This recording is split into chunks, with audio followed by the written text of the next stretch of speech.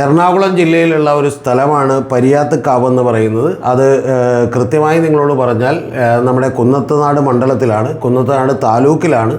ആ താലൂക്കിലെ വാഴക്കുളം വില്ലേജിലുള്ള ഒരു സ്ഥലമാണ് ഈ പറയുന്ന പരിയാത്തുകാവ് എന്ന് പറയുന്നത്.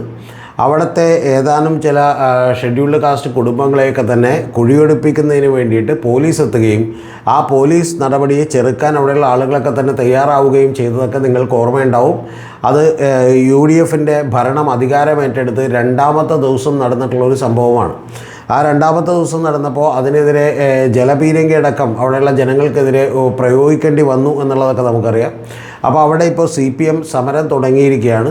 അപ്പോൾ അതുമായി ബന്ധപ്പെട്ടിട്ടുള്ള ഒരു രാഷ്ട്രീയ വിവാദത്തെക്കുറിച്ചാണ് ഇന്നത്തെ വീഡിയോയിൽ എനിക്ക് നിങ്ങളോട് സംസാരിക്കാനുള്ളത്. ആദ്യം ഞാൻ ഈ സംഭവം എന്താണ് എന്നുള്ളത് പറയാം. അതിനുശേഷം CPMനെ രാഷ്ട്രീയമായി കുറ്റപ്പെടുത്തുന്നവരോട് എനിക്ക് ചില ചോദ്യങ്ങളുണ്ട്. അതുപോലെ കോൺഗ്രസ്സിനെ സംശയത്തിന് ആനുകൂല്യം നൽകി വിട്ടയക്കുകയും ഈ പോലീസ് നടപടിയിൽ പോലും CPM അനുകൂലമായിട്ടുള്ള ആളുകളുടെ ഗൂഢാലോചന ഉണ്ടാവുകയും ചെയ്തു എന്നുള്ളതിനെക്കുറിച്ചുമൊക്കെ എനിക്ക് വിശദമായി സംസാരിക്കാനുണ്ട്. ആദ്യം ഞാൻ ഈ കാര്യം എന്താണ് എന്നുള്ളത് നിങ്ങളോട് പറയാം. ഇത് യഥാർത്ഥത്തിൽ ഒരു സിവിൽ കേസാണ്.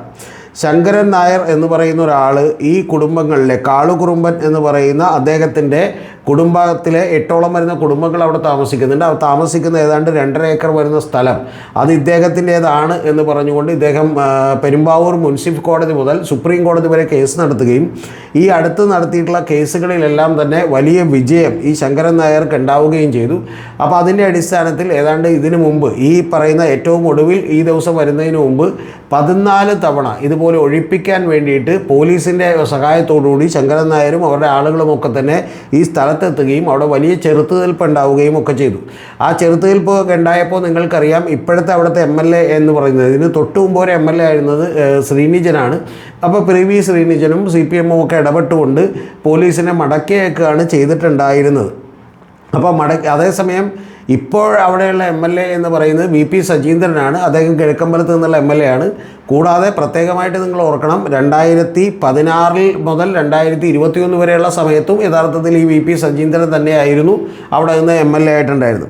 അപ്പോൾ അത്തരത്തിൽ MLA ആയിരുന്നത് VP സജീന്ദ്രനാണ്. അപ്പോൾ ആ കോൺഗ്രസും അതുപോലെ തന്നെ CPM ഒക്കെ മാറി മാറി ആ പരിസരത്ത് MLA മാരായിട്ടുണ്ട്. അപ്പോഴാണ് ഈ സംഭവങ്ങളൊക്കെ ഉണ്ടാവുന്നത്. ഇതിൽ യഥാർത്ഥത്തിൽ 1975 മുതൽ 80-കൾക്ക് മുമ്പൊക്കെ വരെ യഥാർത്ഥത്തിൽ ഈ കാളികുറുമ്പൻ്റെയൊക്കെ തന്നെ നേതൃത്വത്തിലായിരുന്നു, അല്ലെങ്കിൽ അവരുടെയൊക്കെ ഫാമിലിയുടെ കയ്യിൽ തന്നെയായിരുന്നു ഇതിൻ്റെ പൊസഷൻ എന്ന് പറയുന്നത്.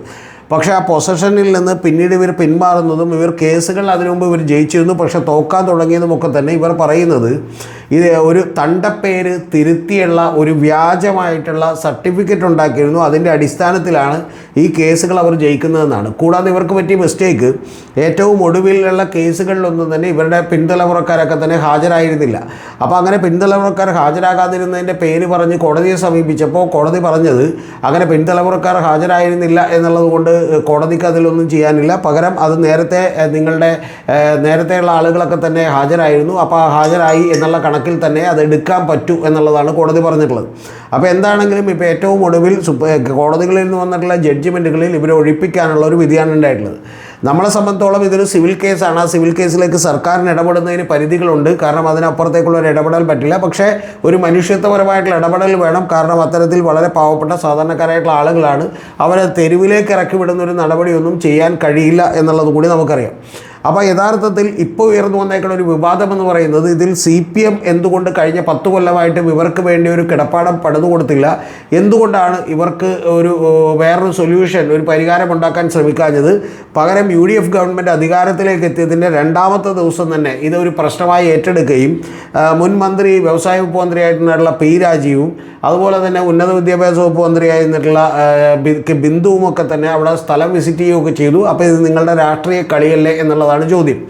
യഥാർത്ഥത്തിൽ ഇതിലുള്ള ഏറ്റവും പ്രധാനപ്പെട്ട കാര്യം, ആടിനെ പട്ടിയാക്കുന്ന മാധ്യമ പരിപാടിയാണ് ഇവിടെ നടന്നുകൊണ്ടിരിക്കുന്നത് എന്നുള്ളത് ഞാൻ ആദ്യമേ തന്നെ പറയട്ടെ. കാരണം ഇതിൻ്റെ വസ്തുതകളും ഇതിൻ്റെ ആഴത്തിലുള്ള വിശകലനവും ഒന്നും നടത്താതെ വെറുതെ തൊലിപ്പുറമേയുള്ള കാര്യങ്ങൾ കണ്ടുകൊണ്ട് ഇത് 2 ദിവസം മുമ്പ് അല്ലെ കുറച്ച് ആളുകൾക്ക് മുമ്പ് വരെ നിങ്ങളുടെ ഗവൺമെൻറ് ആയിരുന്നില്ല, നിങ്ങൾക്കിത് ചെയ്തുകൂടെ എന്നാണ് ചോദിക്കുന്നത്. ഒന്നാമത്തെ കാര്യം, ഇപ്പോൾ VD സതീശൻ്റെ ഗവൺമെൻറ് ആണെങ്കിലും പിണറായി വിജയൻ്റെ ഗവൺമെൻറ് ആണെങ്കിലും ശരി, പ്രത്യേകമായിട്ട് ഇപ്പോൾ അവർക്ക് ഈ ഒരു സിവിൽ തർക്കത്തിൽ ഇടപെട്ടുകൊണ്ട് ഏതെങ്കിലും തരത്തിലുള്ള പരിഹാരം ഉണ്ടാക്കുന്നത് എളുപ്പമുള്ള കാര്യമല്ല. കാരണം അതൊരു 2 വ്യക്തികൾ തമ്മിലുള്ള സിവിൽ ഡിസ്പ്യൂട്ടാണ് എന്നുള്ളത് കൊണ്ടാണ്. അതിൽ സി പി എമ്മിൻ്റെ സർക്കാർ ഒന്നും ചെയ്തിട്ടില്ല എന്ന് പറയുന്നത് ശരിയല്ല. സി പി എമ്മിൻ്റെ സർക്കാർ 2022 എൻ്റെ അറിവിൽപ്പെട്ടിടത്തോളം വിധി വന്നത് ഫൈനൽ. അപ്പോൾ 2022 വിധി വന്നതിന് ശേഷം അവിടെ ഒരു റീസർവേക്ക് തന്നെ ഓർഡർ ഇടുകയും അവിടുത്തെ ഏതാണ്ട് 19.9 ഏക്കറോളം വരുന്ന സ്ഥലം, അതായത് ഇവരുടെ 2.5 ഏക്കർ കൂടി അടങ്ങുന്ന 19.9 ഏക്കർ സ്ഥലത്തേക്ക് വലിയ റീസർവേക്ക് വേണ്ടി ഉത്തരവിടുകയും ചെയ്തു. പക്ഷേ ആ ഉത്തരവിട്ടിട്ട് പോലും അത് വേണ്ടത്ര വേഗതയിൽ മുന്നോട്ട് പോയില്ല എന്നുള്ളതൊരു യാഥാർത്ഥ്യമാണ്. അതിൻ്റെ പ്രധാനപ്പെട്ട പ്രശ്നം ഈ റീസർവേയുമായി ഈ 19.9 ഏക്കറിൽ താമസിക്കുന്ന നിരവധി കുടുംബങ്ങളുണ്ട്, നൂറുകണക്കിന് കുടുംബങ്ങളുണ്ട്. അപ്പോൾ അവരൊക്കെ തന്നെ സഹകരിച്ചില്ല എന്നുള്ളതൊരു പ്രധാനപ്പെട്ട പ്രശ്നമാണ്. അതുകൊണ്ട് തന്നെ ഈ റീസർവേ മുന്നോട്ട് കൊണ്ടുപോയില്ല. അങ്ങനെ റീസർവേ ചെയ്യുകയും കൃത്യമായിട്ട് ഈ സ്ഥലം ആരുടേതാണ് എന്താണെന്നുള്ള ഡീറ്റെയിൽസിലേക്ക് ആദ്യം കണ്ടെത്തുകയും അതിനുശേഷം യഥാർത്ഥത്തിൽ ഗവൺമെൻറ് ഇടപെടാം എന്ന് വിചാരിച്ചിരിക്കുമ്പോഴാണ് ഈ 10-14 തവണ വന്നിട്ട് പോലും ഒരു തരത്തിലുള്ള ഒരു പോലീസ് ആക്ഷനുമൊക്കെ ഉണ്ടായില്ല. അവിടെ നിന്ന് ആളുകളെ അറസ്റ്റ് ചെയ്തുകൊണ്ട് പോയിട്ടുണ്ട്, അങ്ങനെയുള്ള ചില പ്രശ്നങ്ങളൊക്കെ ഉണ്ടായിട്ടുണ്ട് എന്നുള്ളത് ഒഴിച്ചു വെച്ചിട്ടുണ്ടെങ്കിൽ വ്യാപകമായിട്ടുള്ള ഒരു പോലീസ് നടപടി കഴിഞ്ഞ പിണറായി സർക്കാരിൻ്റെ കാലത്ത് ഉണ്ടായിട്ടില്ല എന്നുള്ളതൊരു യാഥാർത്ഥ്യമാണ്. പക്ഷേ നമ്മുടെ മാധ്യമങ്ങളൊക്കെ തന്നെ പറഞ്ഞുകൊണ്ടിരിക്കുന്ന ഒരു കാര്യം, ഇപ്പോൾ യഥാർത്ഥത്തിൽ ഇത് ഒരു സമരം നടത്തിക്കൊണ്ടിരിക്കുകയാണ് സി പി എം. അങ്ങനെ സമരം നടത്തുന്നത് അസംബന്ധമാണെന്നാണ്. അങ്ങനെ പറയാനുള്ളൊരു കാരണം നമുക്കറിയാം, ഏഷ്യാനെറ്റ് മുതൽ മീഡിയ വൺ വരെയുള്ള ആളുകളെല്ലാം തന്നെ യഥാർത്ഥത്തിൽ ഇപ്പോൾ വി ഡി സതീശൻ്റെ ഒരു PR ഏജൻസിയാണ്. അപ്പോൾ അവരെ സംബന്ധിച്ചോളം വി ഡി സതീശൻ ഒരു പത്രസമ്മേളനം നടത്തുകയും വി ഡി സതീശൻ പറയുന്നത് ഈ സമരം കണ്ട് ഞാൻ ഞെട്ടിപ്പോയി എന്നാണ് അദ്ദേഹം പറഞ്ഞിട്ടുള്ളത്.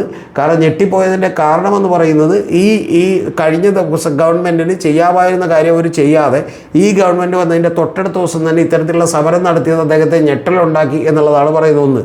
രണ്ടാമത്തെ കാര്യമെന്ന് പറയുന്നത് ഇതിൽ അന്നുണ്ടായിട്ടുള്ള പോലീസ് നടപടി, ആ പോലീസ് നടപടി അറിഞ്ഞപ്പോൾ തന്നെ വി ഡി സതീശനും അതുപോലെ തന്നെ ആഭ്യന്തരമന്ത്രി രമേശ് ചെന്നിത്തലയും ഇടപെട്ടു എന്നുള്ളതും അത് പോലീസിനോട് തിരികെ പോകാൻ നിർദ്ദേശിച്ചു എന്നുള്ളതും ഒക്കെ യാഥാർത്ഥ്യമാണ്. പക്ഷെ അതിനും നമ്മുടെ മാധ്യമങ്ങൾ ചമക്കുന്ന ഒരു വലിയ സൗമനസ്യം കണ്ട് ഞാൻ ഞെട്ടിപ്പോയി വി ഡി സതീശൻ ഗവൺമെൻറ്റിനോടുള്ള. അത് അവർ പറഞ്ഞുകൊണ്ടിരിക്കുന്നത് അത് അങ്ങനെ വി ഡി സതീശനോ അല്ലെങ്കിൽ ഗവൺമെൻറ്റിനോ ഒന്നും ഒരു ഉത്തരവാദിത്വമില്ല.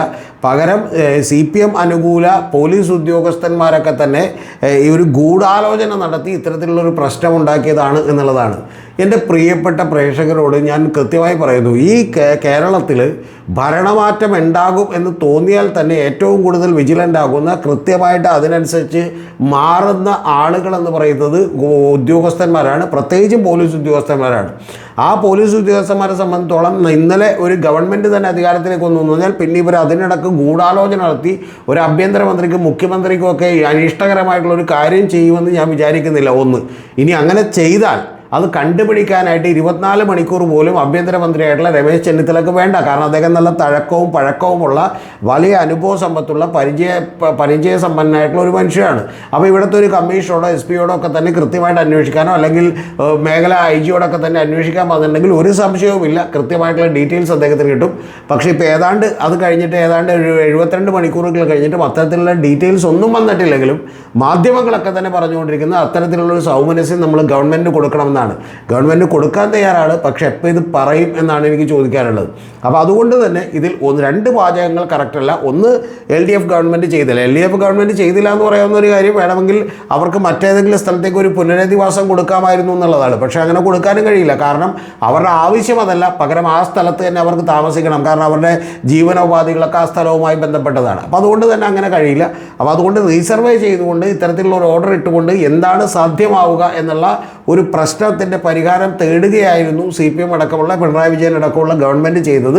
ഇപ്പോൾ തൊട്ടടുത്ത ദിവസങ്ങളിൽ ഒരു ഗവൺമെൻറ് ഭരണത്തിലേറിയും തൊട്ടടുത്ത ദിവസം തന്നെ മുഖ്യമന്ത്രിയോ അല്ലെങ്കിൽ രമേശ് ചെന്നിത്തലയോ ഇത് കൃത്യമായിട്ടൊരു ഓർഡർ കൊടുത്തിട്ട് ഇവരെ ഒഴിപ്പിക്കാൻ വേണ്ടി തയ്യാറായതായിരിക്കുമെന്ന് ഞാൻ വിചാരിക്കുന്നില്ല. തീർച്ചയായിട്ടും ചില ഉദ്യോഗസ്ഥന്മാർ അതിൻ്റെ പുറത്ത് തീരുമാനമെടുത്തിട്ടുണ്ടാകും. അതിൽ ഉദ്യോഗസ്ഥന്മാരെ തെറ്റു പറയാൻ പറ്റില്ല. കാരണം എന്താ, സുപ്രീം കോടതിയുടെ ഉത്തരവും അതുപോലെ തന്നെ അഭിഭാഷക കമ്മീഷനും ഒക്കെ ഉള്ളതാണ്. അപ്പോൾ അവർക്ക് സുപ്രീം കോടതിയുടെ ഉത്തരവ് പാലിച്ചേ പറ്റൂ എന്നുള്ളതൊരു യാഥാർത്ഥ്യമാണ്. അതുകൊണ്ട് ഇതിനകത്ത് ഈ പറയുന്ന പോലെ വെറുതെ മാധ്യമങ്ങൾ എടുക്കുന്ന ഒരു സ്റ്റാൻഡ് മാത്രം നിങ്ങൾ വിശ്വസിക്കരുത്. ഇതിൻ്റെ അകത്തുള്ള യാഥാർത്ഥ്യം ഇതാണ് എന്നുള്ളതാണ് ഏറ്റവും പ്രധാനപ്പെട്ട കാര്യം. ഗവൺമെൻറ്റുകൾ ചെയ്യാതിരുന്നുവെന്നോ ഏതെങ്കിലും ആളുകളെ നമുക്ക് കുറ്റപ്പെടുത്താനോ സാധ്യമല്ല. CPM-ന് ഇവിടെ സമരം നടത്താനുള്ള എല്ലാ സാധ്യതകളുമുണ്ട്. കാരണം ഇതല്ല, CPM ഇത്തരത്തിലുള്ള ഒരു പ്രശ്നമൊന്നും ചെയ്തില്ലായിരുന്നുവെങ്കിൽ ഈ പറയുന്ന പോലെ സജീന്ദ്രനടക്കം അല്ലെങ്കിൽ കോൺഗ്രസ് നേതൃത്വത്തിനടക്കം നേരത്തെ സമരം ചെയ്യാമായിരുന്നല്ലോ. ഇതുമായി ബന്ധപ്പെട്ട് അവരുടെ ഒരു പ്രശ്ന പരിഹാരത്തിന് വേണ്ടി നിങ്ങളും ശ്രമിച്ചില്ലല്ലോ എന്ന് പറയുന്ന വലിയ ചോദ്യം കൂടി അവിടെ അവശേഷിക്കുന്നുണ്ട് എന്നുള്ളത് ഞാൻ പറഞ്ഞു വെക്കുന്നു. ടോപ്പിക്ക് കഴിഞ്ഞു. ഇത് നമ്മുടെ ചാനലിലൊരു കാര്യമാണ്, കേൾക്കാൻ താല്പര്യമുള്ളവർ കേട്ടാൽ മതി. ഒന്ന്, നമ്മൾ മറ്റൊരു ചാനൽ കൂടി സ്റ്റാർട്ട് ചെയ്തിട്ടുണ്ട്. അതിൻ്റെ പേര് BCC വിത്ത് രതീഷ് ചക്രപാണി എന്നാണ്. അപ്പോൾ ആ ചാനലിൽ നമ്മൾ ലെങ്തി ആയിട്ടുള്ള പോഡ്കാസ്റ്റുകളും അതുപോലെ തന്നെ വലിയ ലെങ്തി ആയിട്ടുള്ള ഇൻ്റർവ്യൂകളും മാത്രമാണ് ഉണ്ടാവുക. അപ്പോൾ അതിൻ്റെ ഏറ്റവും ആദ്യത്തെ പോഡ്കാസ്റ്റ് റിലീസ് ചെയ്തിട്ടുണ്ട്. റിലീസ് ചെയ്തത് ഇപ്പോൾ ഏതാനും മണിക്കൂറുകൾ കൊണ്ട് തന്നെ 6000-7000 പേര് കണ്ടു കഴിഞ്ഞു എന്നുള്ളതാണ് വലിയ സന്തോഷമുണ്ടാക്കുന്ന ഒരു കാര്യം. ആ പോഡ്കാസ്റ്റ് 1 മണിക്കൂർ 42 മിനിറ്റുള്ള പോഡ്കാസ്റ്റാണ്. ആ പോഡ്കാസ്റ്റിൽ പിണറായി വിജയൻ 2021 അധികാരത്തിലേക്ക് വരുമ്പോൾ ഒരു കരുതൽ മുഖ്യമന്ത്രിയും ക്യാപ്റ്റൻ വിജയനുമൊക്കെ ആയിരുന്നുവെങ്കിൽ അദ്ദേഹത്തിൻ്റെ ഇമേജ് വളരെ ആസൂത്രണങ്ങളിലൂടെ എങ്ങനെയാണ് മാധ്യമങ്ങളും അതുപോലെ രാഷ്ട്രീയക്കാരും കൂടി ഇടിച്ചു തകർത്തത് എന്നുള്ളതിനെക്കുറിച്ച് കേരളത്തിൽ മറ്റാരും പറയാത്ത നിരവധി ഞെട്ടിക്കുന്ന കാര്യങ്ങളാണ് അതിനകത്ത് പറഞ്ഞിട്ടുള്ളത്. അപ്പോൾ അതുകൊണ്ട് തന്നെ നിങ്ങൾ ആ ചാനൽ കാണണം എന്നുള്ളതാണ് എൻ്റെ അപേക്ഷ. അതിൽ BCC വിത്ത് രതീഷ് ചക്രപാണി എന്നാണ് ആ ചാനലിൻ്റെ പേര്. കൂടാതെ അത്തരത്തിലുള്ള പോഡ്കാസ്റ്റുകളൊക്കെ നിരവധി ചെയ്യണമെങ്കിൽ വലിയ പണച്ചെലവുള്ളൊരു കാര്യമാണ്. അപ്പോൾ അതുകൊണ്ട് തന്നെ അതിലേക്ക് നിങ്ങളുടെയൊക്കെ ഒരു സപ്പോർട്ട് നമുക്ക് ആവശ്യമുണ്ട്. ആ സപ്പോർട്ടിന് 2 തരത്തിൽ ചെയ്യാം. ഒന്ന്, നിങ്ങൾക്ക് നമ്മുടെ ചാനലിൽ മെമ്പർഷിപ്പ് എടുത്തുകൊണ്ട് ചെയ്യാം. അതിൽ ലെവൽ 1 മുതൽ ലെവൽ 6 വരെയുള്ള നിരവധി പാക്കേജുകളുണ്ട്. അതിലേതെടുത്താലും നിങ്ങൾക്ക് വലിയ ബെനിഫിറ്റൊന്നും ഉണ്ടാകണമെന്നില്ല. ചെറിയ വീഡിയോകൾ ഏതെങ്കിലും കുറച്ച് നേരത്തെ കാണാം എന്നുള്ളത് മാത്രമേ ഉള്ളൂ. പക്ഷേ നമ്മളെ സപ്പോർട്ട് ചെയ്യാൻ താല്പര്യമുള്ളവർക്ക് വേണ്ടിയിട്ടാണ് ആ ഓപ്ഷൻ വെച്ചിട്ടുള്ളത്.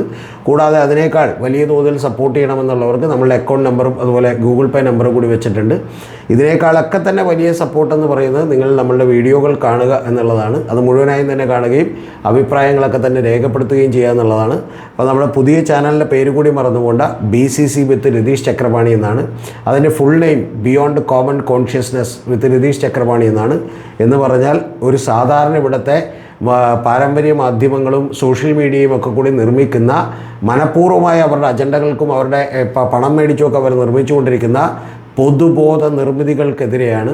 അത്തരത്തിലുള്ള പൊതുബോധ നിർമ്മിതികൾക്കെതിരെ ബിയോണ്ട് കോമൺ കോൺഷ്യസ്നെസ് ആണ് വിത്ത് രതീഷ് ചക്രപാണി എന്നുള്ളതാണ് ആ ചാനലിൻ്റെ പേര്. അതിന് ചുരുക്കപ്പേരിലാണ് അത് ഇട്ടേക്കുന്നത്. BCC വിത്ത് രതീഷ് ചക്രപാണി എന്നാണ്. കാണുക, അഭിപ്രായങ്ങൾ അറിയിക്കുക.